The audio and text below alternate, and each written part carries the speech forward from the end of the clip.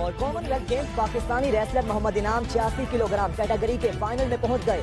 मोहम्मद इनाम ने सेमीफाइनल में कैनेडियन रेसलर एलेक्जेंडर मोरे को शिकस्त दी। पाकिस्तानी रेसलर तैयब रजा ने 125 किलोग्राम कैटेगरी में ब्रॉन्ज मेडल हासिल किया।